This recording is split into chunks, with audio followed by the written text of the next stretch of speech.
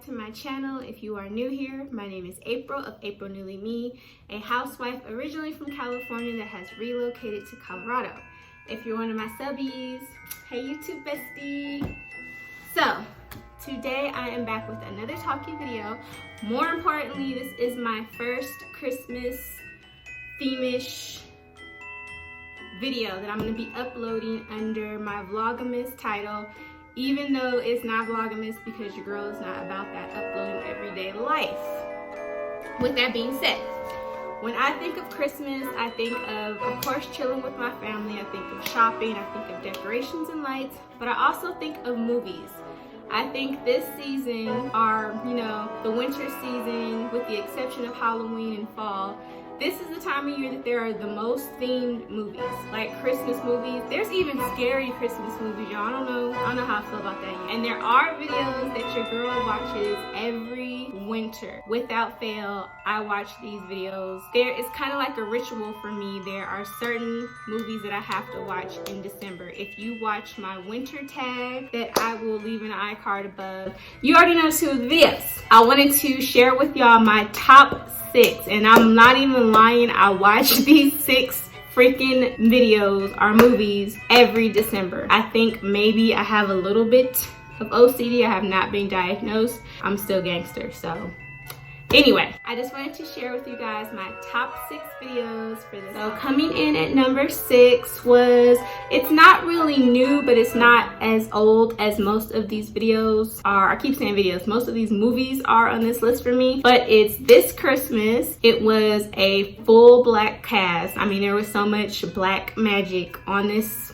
movie. Like, this movie, I just knew from jump, I was like, it's gonna be good. It's gonna be good. They had Regina King, they had Lauren London, Idris Elba, Chris Brown. It was just like a whole bunch of fabulousness in this movie. Of course, y'all know Chris Brown can sing, regardless of how you feel about him. Y'all know the boy can sing. It was just a feel-good movie. I'm not gonna spoil it for those of you who haven't seen it. I particularly liked it because there were so many characters as far as the siblings. You had to relate to at least one of them. You had to. And everybody has a family that I want to say is dysfunctional in one way or the other. It could be the good dysfunctional or bad dysfunctional. Everyone in that movie, as far as what the plot was, had some kind of secret or was holding on to some kind of pain. And unfortunately, that's very relatable for majority of us. I'm not gonna say all of us, but majority of us. In any case, the ending was very sappy and very Christmassy, and I loved it. If you have not seen that movie this Christmas, my favorite scene of the movie is when Regina King just went off on her husband and she like legit whooped his.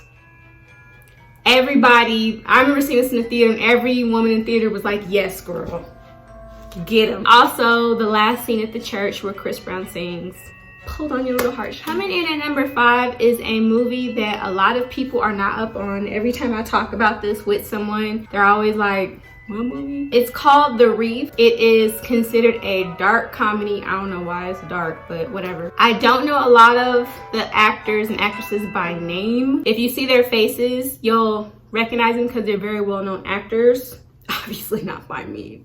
Anyway, it's just one of those, if you're a sarcastic person like I am, if you haven't picked up on that, or you find sarcasm funny, this is definitely the movie for you. It's basically about a cat burglar who breaks into a couple's house. It's kind of like a home invasion type situation. The couple is kind of cuckoo for Cocoa Puffs. They're low-key going through a divorce. The husband cheated on the wife.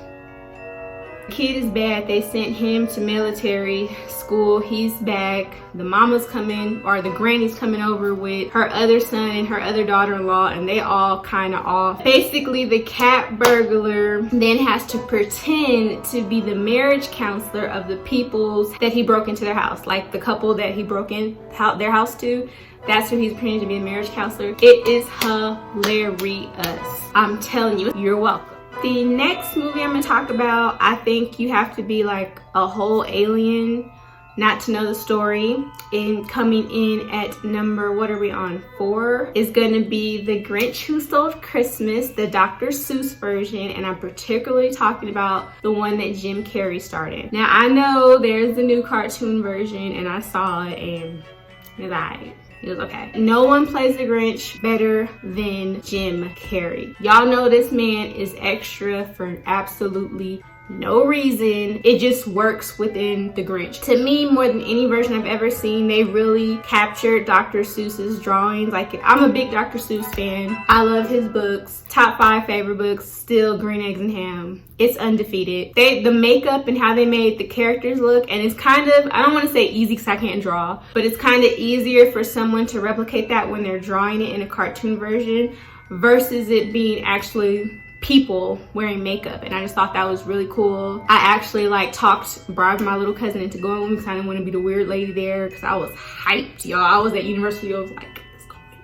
I don't even have to go into the plot as far as what the movie's about. Y'all should know it. If you don't, I'm gonna pray for you because you should. Go watch The Grinch Who Stole Christmas, not the new version. Go watch that version with Jim Carrey. I'm telling you, I am Martha Lou Who, period. So we're in the top 3 already. So coming in at number 3 is going to be Home Alone. Classic movie. I was not feeling part 2 and part 3 at all. I feel like they got like a whole different writing team. I have not confirmed that, but it was just off. It was, no. The original with Macaulay Culkin it's just bomb. I just love that movie. I literally watch that I want to say Christmas Eve, I will watch Home Alone. It just brings back all kind of memories from when I was a little girl. You guys probably have seen the movie. If you haven't, he gets into a big fight with his family the day before they're supposed to leave for a trip. P.S. The mom was totally out of pocket. I don't care what nobody say. The mom was out of pocket. She was out of pocket. She made him sleep in the bed with the little boy that pees. Who wants to sleep with the cousin that pees? Like, she was out of pocket. He gets into this big fight with his whole family and wishes them away. They low-key forget him because they got too many daggone kids and fly, I think, to Paris and then don't realize that he's not there until after the fact. Completely unbelievable plot. However, it works. I'm a huge Joe Pesci fan.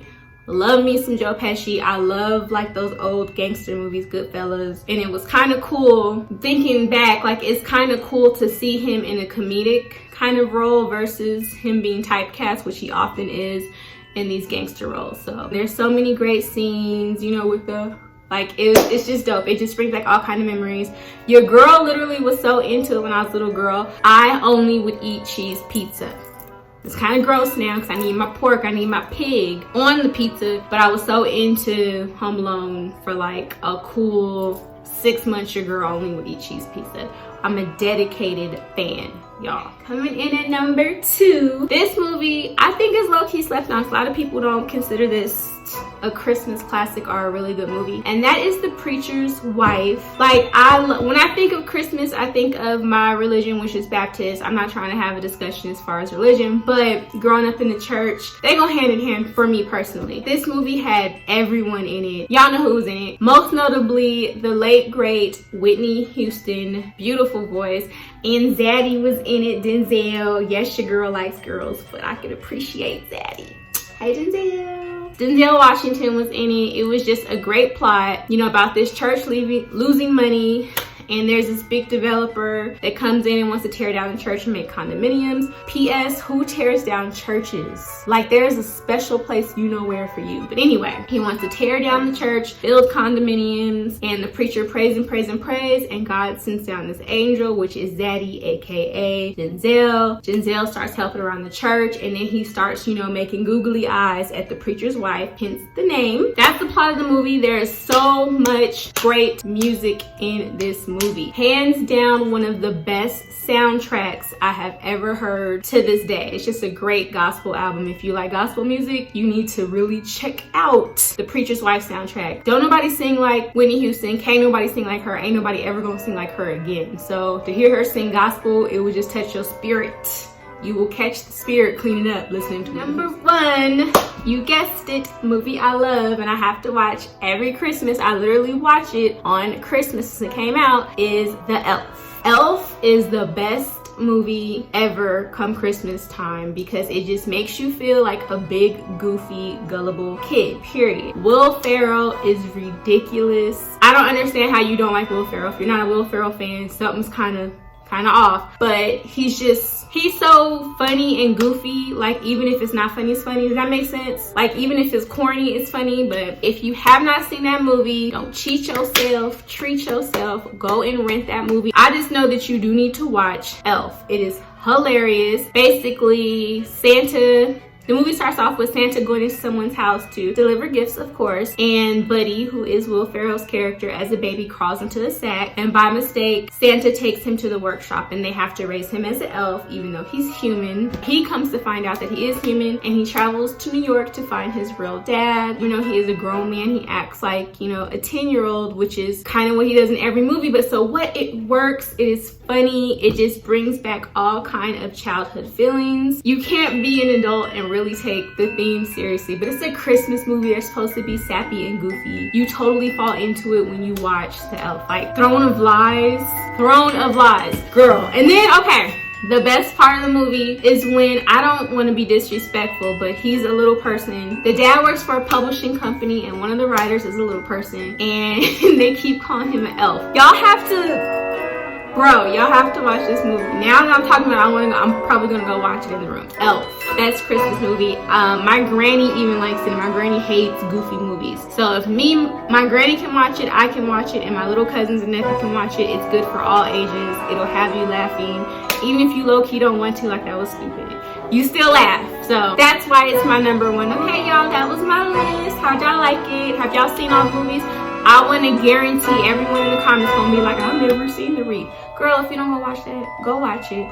It's probably not on Netflix. I think it's on Hulu. Either way, find it, watch it. It's an adult movie. This is a Christmas movie that the kids probably really aren't going to follow because it's a lot of adult content. I don't mean nasty. I just mean a lot of adult content. And if you're one of the people that likes the new version of The Grinch versus the Dr. Seuss version with Jim Carrey, I will start a prayer group for you because you need help. You really do. Until next time, guys. Bye.